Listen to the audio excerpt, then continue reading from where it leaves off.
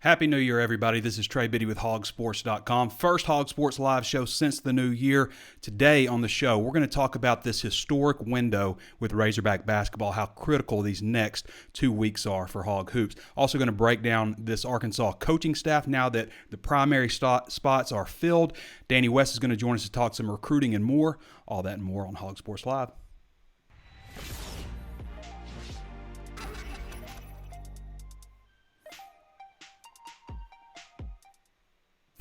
Well, Arkansas coming off a 69-59 win over Texas A&M Saturday night. And we talked a little bit about it for those who tuned into the Walk and Talk. If you haven't done so already, go watch the Walk and Talk. But this one's going to be a little bit more in-depth breakdown, not so much just like emotional, but just talking about the significance of that win because Arkansas moves to 12-1.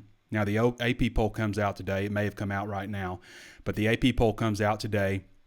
Arkansas was 34th last time, coming off that Indiana win. Maybe it hadn't settled in the voters' minds completely. Plus, Arkansas only played one game, which they won in the last week. So you never know. Probably not going to be ranked. But I have seen on some ballots that people put out where they do have Arkansas ranked. Obviously, they had 19 votes, so they were ranked last time. But 69-59 win, why that's important, the last time Arkansas did that was 2008-2009. Now, I'm not comparing this basketball team to 2008-2009. But if you go back and look at that, and first of all, this crowd, because I've heard a lot of people talk about the crowd. The crowd wasn't that great, but it was a sellout, 19,200. All right, it was a sellout. And they were waiting for moments to just explode. You could tell, as I said in the Walk and Talk, you could tell there were moments where they were just ready. I remember when Buzz Williams called that timeout and they broke out into the hog call. You could tell they were ready, but it just never got sustained. And part of it was because the team wasn't playing exceptionally well. And then down the stretch, that five-guard lineup really took over, and it wasn't like a game where the final minute or two, the game was kind of undecided. You know what I mean? So, like, if it had gotten down like the final minute, the place would have erupted. I thought it was a great crowd. Best crowd probably since Georgia that year. 2009. Had 19,724. That's back when it was estimated attendance, so you never really know if that's accurate. But they went 12-1 that year. They beat Oklahoma, who was number 4 in the country. They beat Texas, who was number 7 in the country. And then 4 days later, they had Mississippi State in town and lost 70-56 in front of 18,000 plus. So the reason this is significant is because Arkansas, and I'm not saying this is Arkansas's team. I think Arkansas has a lot better coach than John Pelphrey, and people who have followed me for a long time know how I've felt about Pelphrey as a coach. I was done with him after this season. But so Arkansas started off 12-1 and finished 2-15 that year. For those who don't remember, 14-16 final record. Started off 12-1 with wins over Oklahoma, who was ranked number 4, and Texas, who was ranked number 7. And finished 14-16. So these next 2 weeks are huge, and I'm going to get back to that 2008-9 season because there's another significant point I want to make about that. These next 2 weeks are huge because you're talking about, let me bring up the schedule real quick. You're talking about January 8th in Baton Rouge, okay? That's an 8 o'clock game on ESPNU, I believe that's supposed to be. I believe it's ESPNU. I think that's what they finalized. It was supposed to be ESPN2 or ESPNU. I think it's ESPNU. So Wednesday, January 8th at 8 p.m. at LSU. Okay. After that, another road game at Ole Miss, Saturday, January 11th. So that's a big week coming up for Arkansas this week right here. Maybe if they can get one of those. 2 of them would be great. Both those teams are beatable. And then you get Vanderbilt at home. Arkansas should absolutely win that one. If you end up winning 2 of those 3, I think Arkansas could get ranked. Definitely if they win all 3 of them. They may be ranked today. I think they're going to be on the outside though. But then you get Vanderbilt, right? So, well, actually, I guess you wouldn't have a full cycle of voting. So you'd have the 2 games, and then the votes would come out, and then you got Wednesday. And then Saturday, January 18th at Kentucky. Now, the reason this is big is Kentucky's nationally ranked. Arkansas has a chance to be by then, okay? The reason this game is big, I'm going to throw it back to that Mississippi State game when Arkansas was 12-1 and had double-digit number of recruits coming in town for football. See, this is so big that it bleeds over into impacting football recruiting. Now, you go back to that 2009 game against Mississippi State. Again, they lost the game, but it was a great environment. I remember the students had, the giant heads of some of the recruits that were coming in, signs for the recruits. Back then, I think at some point they said, hey, don't do that anymore. But back then they were doing it. So these are the recruits that came in that weekend. Darius Winston, who's a 5-star. Darius didn't have a great career at Arkansas, but he was a huge recruit. Arkansas had to big out some big-time programs for him. 4-star running back Ronnie Wingo. 4-star defensive tackle DeQuinta Jones. 4-star defensive back Rudell Krim. Kobe Hamilton, wide receiver. Offensive lineman Alvin Bailey. Quarterback Brandon Mitchell. Defensive back Ross Rasner. And this weekend, I think there are like 14 tentatively scheduled to come in. This weekend, you've got that kind of potential impact. So you got Kentucky coming to town. It's a 3 o'clock game, which is perfect for recruits. You don't want to have it too late. You don't want to have it too early. 3 o'clock, right there in the middle. Kentucky coming to town. Possibly 2 ranked teams. It's already sold out, so it's going to be a great crowd. I just think that has the potential to be a huge game, not only for the Musselman era, but also to impact some recruiting, get things going, let these recruits see what an environment at Arkansas can be, what a fan environment can be.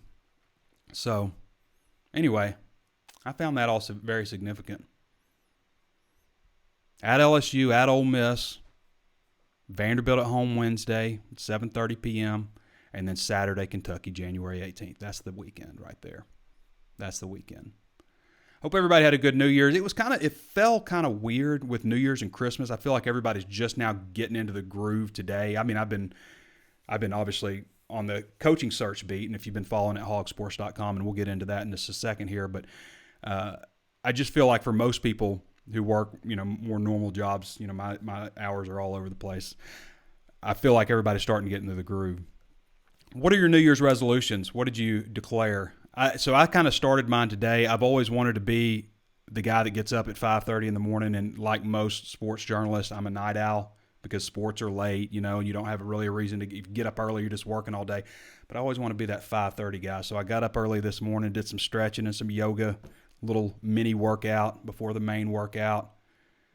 And all I feel is really tired. So I'm hoping I'll get tired and start going to bed earlier. But I'm just one of those guys that stays up till 1. And I mean, usually I still get up at 7 o'clock in the morning.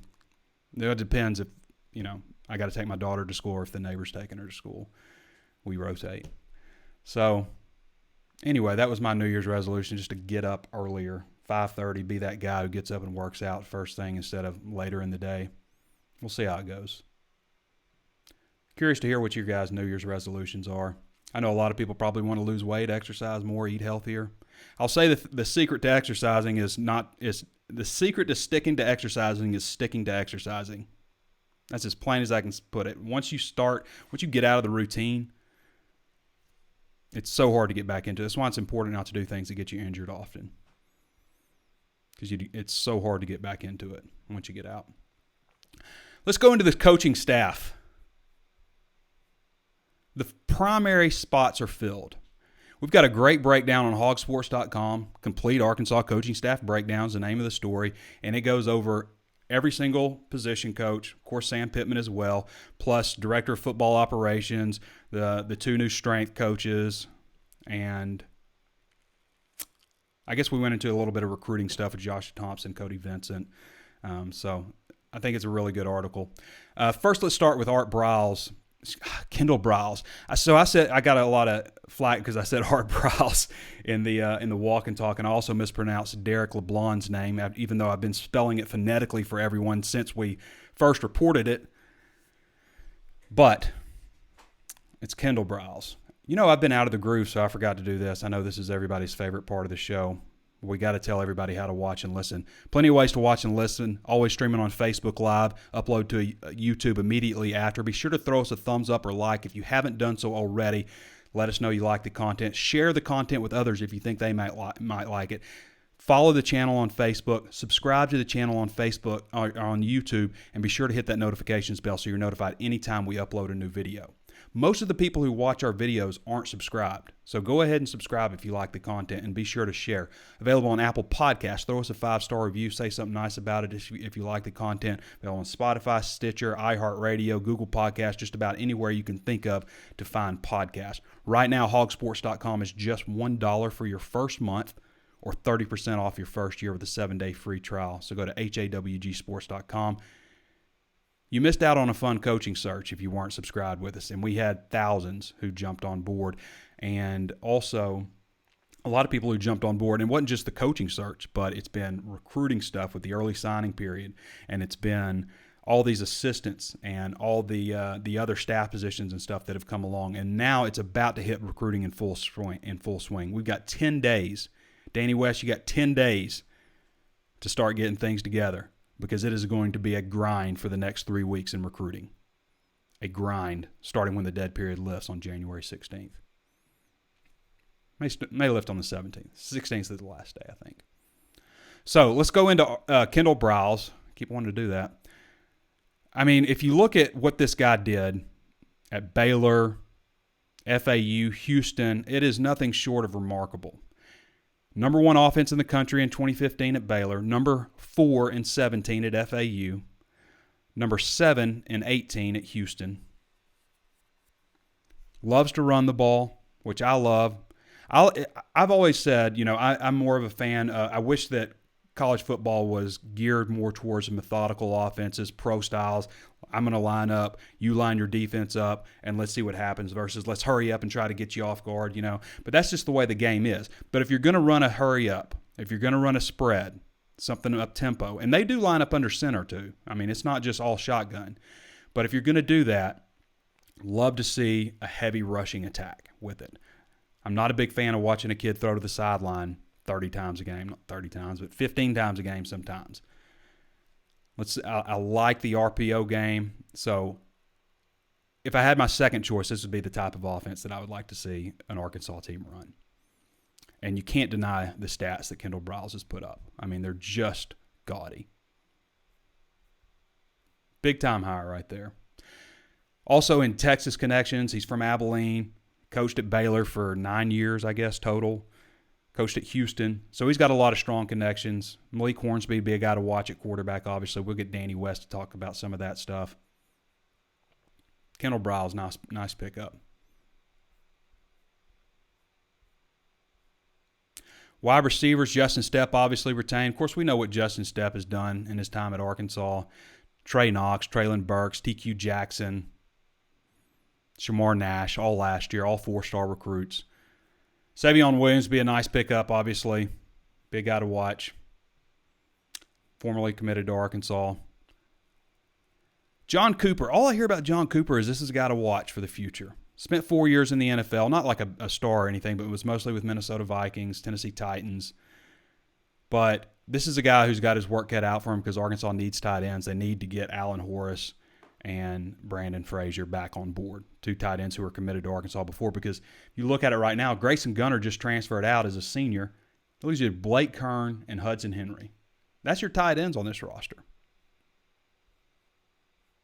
So he's got his work cut out for him, getting those 2 guys back in. They have Arkansas. Frazier has Arkansas in his top 4.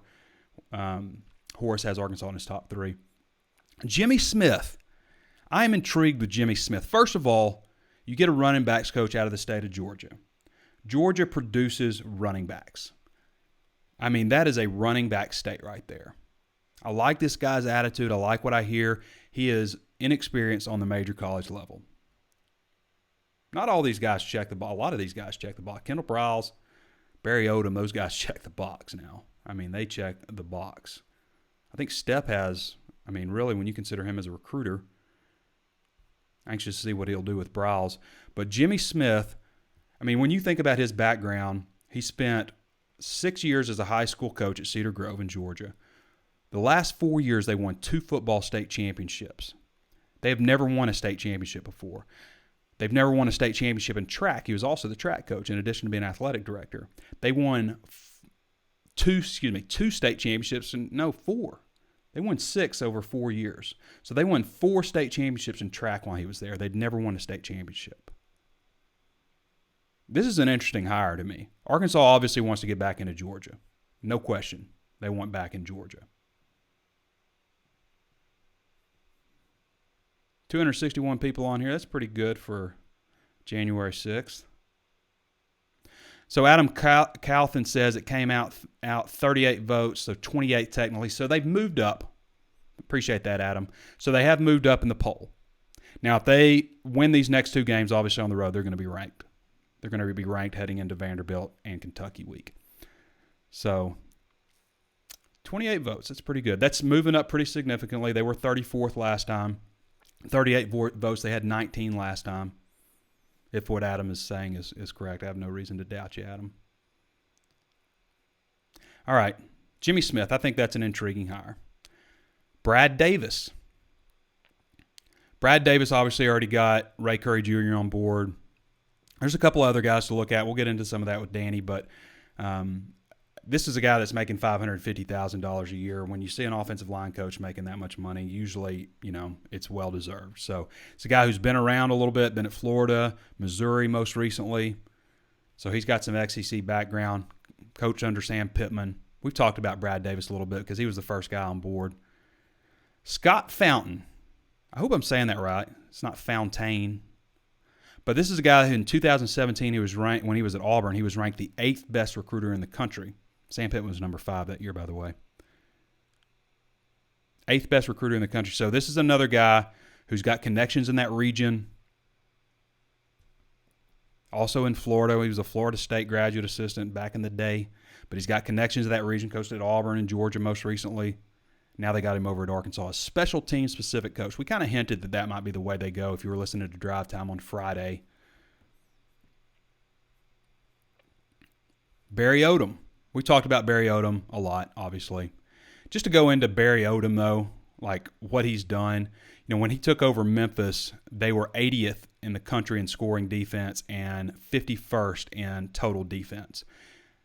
His last year there, the 4th year, they were 5th in the country in scoring defense, 16.2 points a game, and 6th in total defense, 302 yards per game. The year before that, they were 11th and 28th, respectively. I mean, those are strong numbers at Memphis. And at Missouri, I misspoke again. So that was the first year at Memphis was correct, 80th and 51st.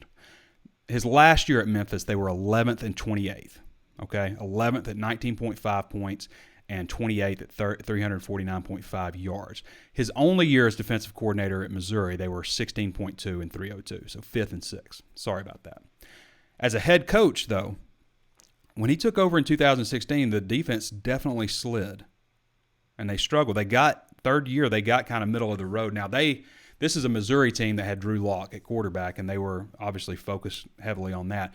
But his last year there, last season, the year he got fired, they ended up 17th on defense in the country, 19.4 points per game, and 14th in total defense, 312 per game.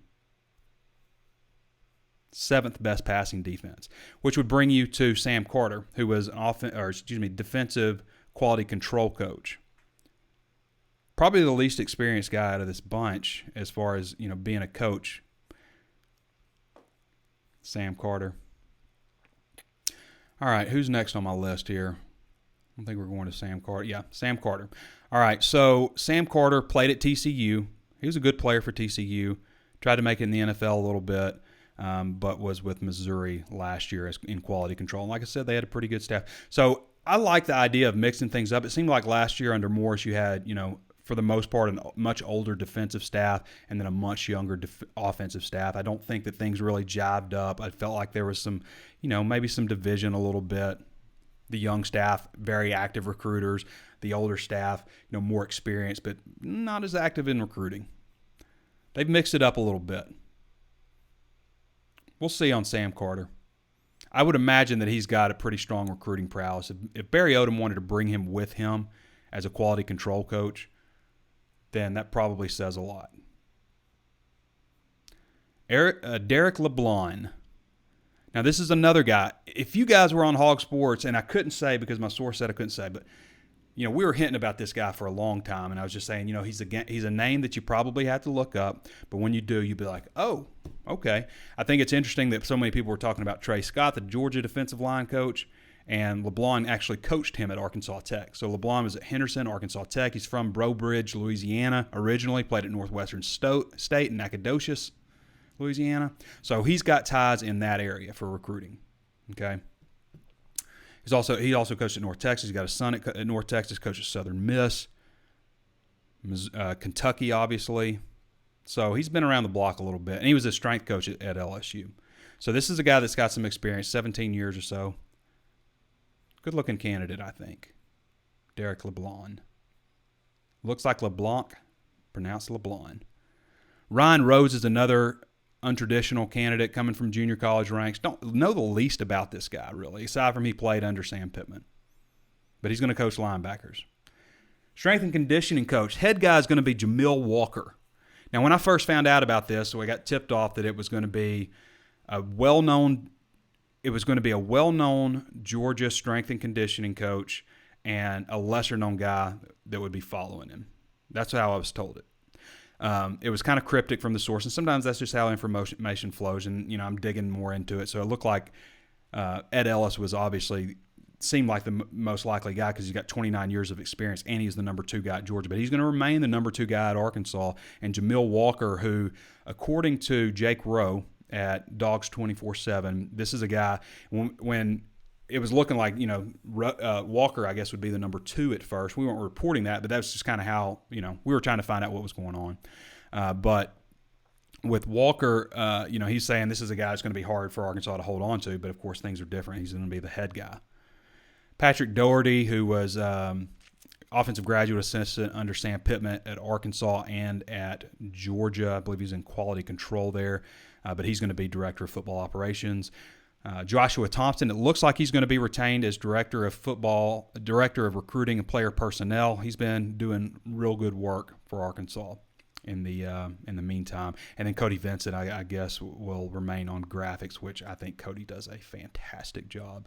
I mean, people come up to me all the time, when I'm out or, traveling or, at conventions, stuff like, Arkansas's recruiting graphics are top notch. So you got to keep what's working, I think. And I think Arkansas will keep what's working pretty much going in terms of recruiting, with the exception of, obviously, based on these hires, looking into going into Atlanta a little bit more.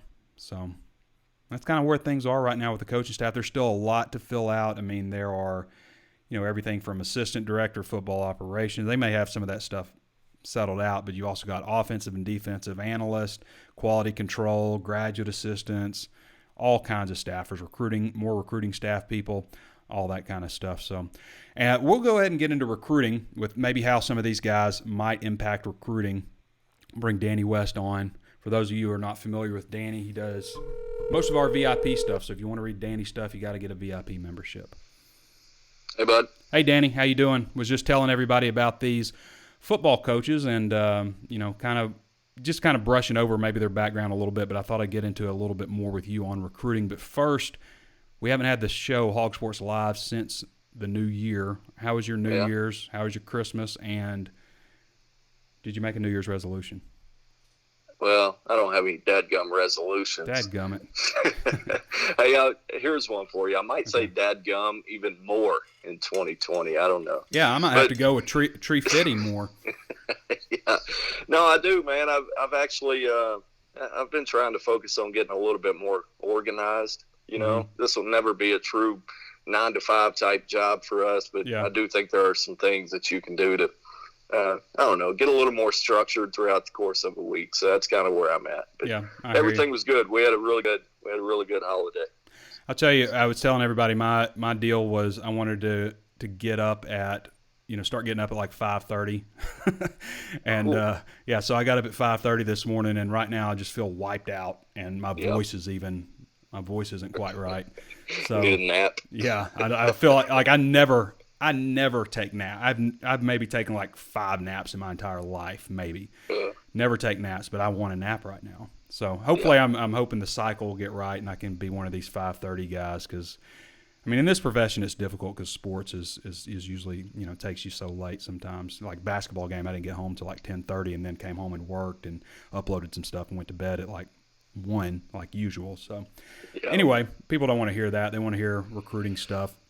What can you tell us, Dan? Some of the things, I'll just tell you some of the things I've been talking about, how big that January 17th weekend is, and kind of as it pertains to the basketball game against Kentucky also. And also, just kind of going down these guys one by one. So I guess, first of all, just tell us anything late that you want to break down. Well, coaches are back in the office today, so I know they're gearing up for a big run here. It wouldn't surprise me if we see some new offers, over the course of the next week here. Of course, it's still in the dead period, which I'm sure you've already talked about. That will come to an end next Thursday. Then you roll into that really big weekend. Right now, I've got 15 guys scheduled for that 17th through the 19th. Now, a couple of those probably will come off the list. I've got them listed as tentative right now. So, yeah, that's pretty standard. It started out with like 10 guys. If you remember Coach Pittman on December 18th, the early signing day, he said around 10 guys for the first weekend. Then it went up to 12, and as I said there, up to 15 now. So probably going to settle in around 13, 14 would be my guess, but that's a really big one. Not just next weekend, but then you start to project past that, Trey, the 24th. I'm sure you mentioned it there. Malik Hornsby, Jalen St. John, and Brandon Frazier already scheduled for that one. And then the final weekend before signing day, they're going to bring in another big group. Typically, that's what you hold your preferred walk-on type guys and maybe a couple of maybe a late JUCO, somebody like that, a borderline type guy. Maybe you bring them in that final weekend. So, yeah, I'm just gearing up for that, man. It's going to be popping, especially that first weekend, next weekend. That's probably one of the biggest I've seen in a long time. Subscribe to the YouTube channel right now if you haven't done so. If you're watching on YouTube, go ahead and hit the subscribe button and hit the notifications bell so you're notified anytime. 3 times, Danny, about 3 times as many people as subscribe to the channel watch the videos. And everybody, talks about the walk and talk and, HawgSports Live, how much they like the show. So if you're now, do it right now. No reason not to. I'll even put the subscribe thing right here. I'll remember to do that when I upload the video on YouTube. So Danny, there's some needs in this class, obviously. You look at tight end, you got 2 tight ends, quarterback, obviously. Getting Rakeem Boyd back was big. What can you tell us about let's start with offense. Let's start with quarterback. Malik Hornsby's a guy that's been mentioned. Eric King at Houston. Is there any updates on those guys? No update on them. I think everybody's glued right now to the Matt Rule situation, right? Everybody keeps throwing his name out as potential candidate at New York and Carolina. So really what it comes down to is if he takes that job, either one of those pro jobs, I think you do start to feel a lot better about your situation with Hornsby. Obviously would be a really good pickup for you there. We just talked about the 24th through the 26th weekend with those 3 guys already scheduled. Brandon Frazier and Jalen St. John are really big-time recruits, but Malik Hornsby is the only one that matters to a lot of people at this point. He's the 4-star quarterback, the speedy guy, the dynamic-type playmaker. Everybody's talking about that guy right now, so still a little bit too early to guess one way or the other until we find out what Matt Rule does. I think that would go a long way in helping you, but you bring up a good point there. You still got plenty of needs. They've got 11 guys right now, and that's still a long way to go. You need a quarterback. You could probably take a second running back. You would love to get Savion Williams back on board, a wide receiver, come away with one of those 2 tight ends at least. You probably need 2 at this point with Grayson getting out of here. You got to get 2. I mean, I look at John Cooper's biggest responsibility right now, getting those 2 guys back on board, and if not, somebody else. Because, I mean, they only signed Hudson Henry, and I get putting your eggs all in one basket with getting Hudson, but I don't know why Grayson Gunner is leaving. I don't know. Yeah, I'm sure he has honestly. his reasons, but he's a senior. He plays. They're going to need him this year. I mean, it's kind of like the Colin Clay deal. I mean, there's another one that, that guy played in 11 games last year as a true freshman. That's probably the toughest one so far. Yeah, losing Colin stinks. He's going to be a really good player. Oh, he's a good-looking kid. Yeah, no question. But yeah, going back to the needs, you still need 3 more offensive linemen too. We talked about Jalen St. John, Robert Scott, still committed to Ole Miss, expecting him to take an official here. Marcus Henderson, big-time 4-star kid out of Memphis. That worries you that he's going to take a late visit to Alabama, but at the same time, is he truly a priority at Alabama at this late stage of the game? So, and that's just the offense, man. You think about defensive tackle. They picked up Jaqueline McGee, kid out of Georgia. Yeah. And right now, Trey, I mean, 6'4", 255. From what I hear, they're going to anticipate him to be a 285, 290 type guy at some point. So I would probably go ahead and pencil him in as an interior guy at tackle. And then linebacker, you've really got 3 on board. I've actually, here in 3 minutes, we've got a story coming out on some of the linebacker targets. 5 guys have already set up official visits just at the linebacker spot only. And then the secondary, I mean, man, you come away with Miles Slusher, Nick Turner at safety. Now who do you get at corner? Can you get a Rashad Battle? Can you get Kari Johnson, who we had a story on this morning? He'll be in next weekend. A lot of names there, man. A lot of names. Still really early, January 6th, still about 11 days out from this thing getting hot and heavy, but already a lot of names stockpiled at a lot of positions. Danny West joining us again. You can read Danny's information at HawgSports.com. If you're not getting your recruiting information from Danny, then you're doing it wrong. Danny's the best in the business, and not just Arkansas. I mean, we are really lucky to have a guy like Danny West covering recruiting for this state. So all you have to do is sign up, though. It costs you $1 for your first month just to see what you're missing. HawgSports.com. All right, Danny. What do you think about this basketball team? And let's kind of segue that into that January. I don't think we didn't go over the January 17th visitors, if you want to go over that too. But what do you think about this basketball team right now? I'm excited, as anybody is. I mean, it's been a while since I'll say a while, Trey. Mike Anderson had some good teams there. We had some good moments. Just never got over the hump with him. But, I think everybody's excited right now. I'm with you. I think this coming week, the week that we're in right here, is going to be really, really telling about this team. I know everybody's a little bit up in arms about the lack of a ranking so far. You go win a couple of these next 3 games here, I think you'll have no trouble. And who really cares at this point of the season? I mean, you're 13 games in. Who cares about a ranking right now? The goal is to make that big dance. I like I like seeing it. I would love to see it when Kentucky comes in here for the 18th, the game you keep mentioning there. Yeah. I think that would be really cool. It would build it up. Dickie V's going to be in the house. It'd be nice to have a ranking beside your name for that. But at the end of the day, you're trying to make the big dance. You keep stockpiling wins, you're going to be okay. Danny, I wonder, is this team going to be able to survive throughout this conference slate? Because you played 12 games the first 2 months. 7-8 guys, yeah. Right. The next 2 months, you're playing 19 games. So it's a grind. It's, it just means more, obviously, conference play.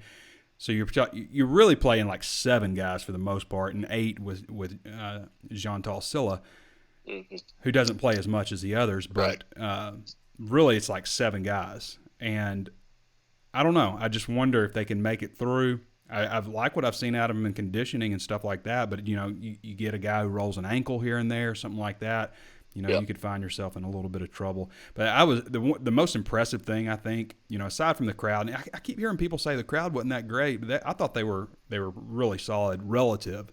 Now, it just needs to come down to a point where the game is on the line in the closing minutes here, and the roof would have blown off that place. But I think the impressive thing to me was at the 12-12 mark when they went 5 guards. And they closed it out. And they were not having a great shooting second half, but I think hit 7 of their next 11 or something like that. So, and give A&M some credit. It seemed like they had an answer every time Arkansas was starting to make that run and get away a little bit. Here they come. Danny, they go down and hit a big shot too.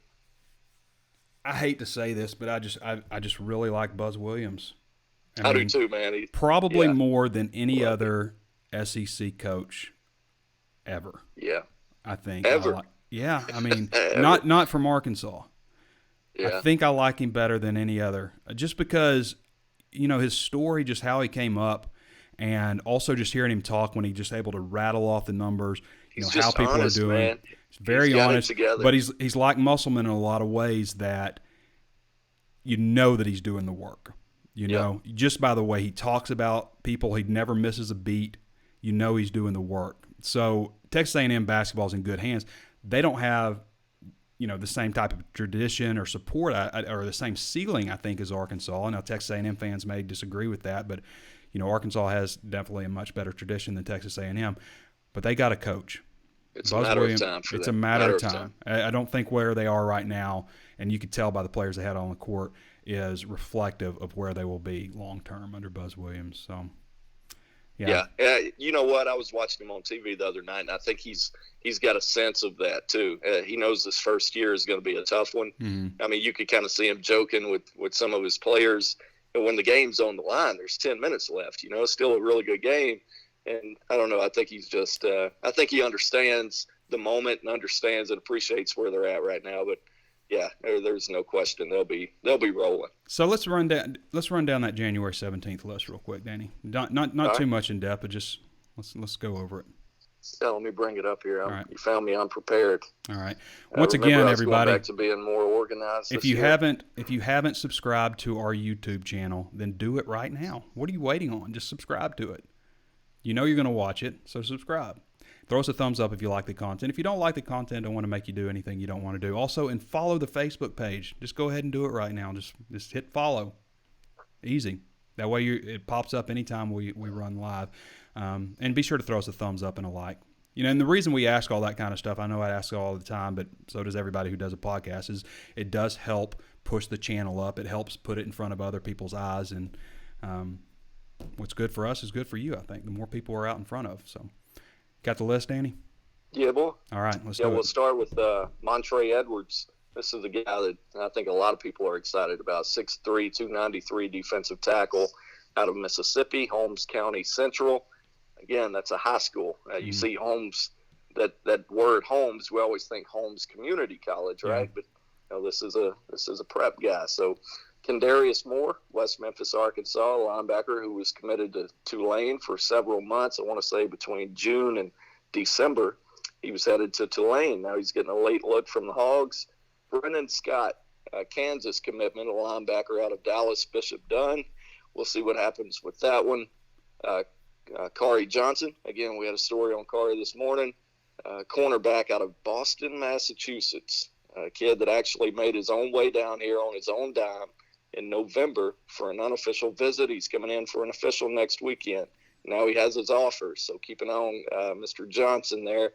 You talked about the tight ends. Alan Horace will be in here next weekend.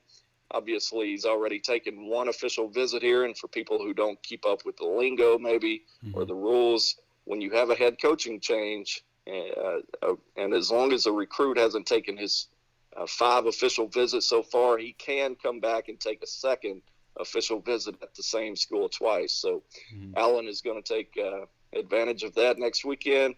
Nick Turner, your most recent commitment, New Orleans, Louisiana, Brother Martin, safety. So good to see him back up here. Again, he's already been here once. Rashad Battle, big time prospect right here, Trey. When you talk about the remaining needs at corner, 6'2", 187, he's got the length. He's what they look for, right? So Fairburn, Georgia, a lot of Georgia flavor as of late. Mike Harris, safety out of Phoenix City. He's been committed for a while. We'll see what happens with Mike. Cottrell Wallace, Jashad Stewart already committed and signed with Arkansas. They're going to finally get a chance to get up here for their official. Savion Williams coming back, a wide receiver out of Marshall, Texas. Jaqueline McGee, strong side defensive end. Again, we're going to probably go ahead and project him as an interior defensive lineman out of Fort Valley, Georgia. Eric Thomas, Booker T. Washington out of Pensacola, Florida, a defensive end, 6'3", 230. Raekwon Starks, I'm going to list him as a slight possibility at this point. He's a corner out of Harvey, Louisiana. Helen Cox, same high school as Keelan Burlake, the linebacker that signed with you last month. And then I'll wrap it up with Ja'Cory Turner. Actually, you're talking about your sleep schedule there, Trey. If I'd have gone to bed on time last night, I would have missed this. But Ja'Cory texted me at about 11:30, almost midnight, outside linebacker out of Georgia. and he says he's coming in next weekend for an official visit. So I've added Ja'Cory Turner to the list, 6'2", 205, out of Woodward Academy in Atlanta, Georgia. He's got some pretty good offers: Louisville, Cincinnati, Boston College. So, again, a lot of linebacker, a lot of defensive prospects coming in next weekend. So what's the tally? Is that 14? That would be 15. 15? And again, a couple of those I'm expecting will come off the list between now and then. Yeah. But maybe add another one or two to the yeah. list. Yeah. Absolutely. All right, Danny. Appreciate you, man. All right, man. We'll see you. That's Danny West. Danny does a great job again. Once more, if you want to follow Danny's VIP recruiting stuff, and it's about to get really, really hot and heavy with recruiting, then go to HawgSports.com. And soon after that, I mean, I'm not sure when Sam Pittman will start spring football. Chad Morris started it incredibly early. Brett Bielema started it incredibly late. So maybe somewhere in the middle. But that's right around the corner. Also, that's going to be an exciting time. So if you want to follow our VIP coverage, then you're going to want to sign up for $1 right now at HawgSports.com. Plenty of ways to watch and listen. Facebook Live, always streaming live there. Follow the page now if you haven't done so already. Also on YouTube, subscribe. Hit the notifications bell so you're notified anytime we upload a new video, and throw us a like if you like the content. Apple Podcast also. We want anybody who's searching for Arkansas Razorback information on Apple Podcast to see HawgSports.com. So throw us a 5-star review if you like the content, and we'd like to hear something nice from you if you like the content also.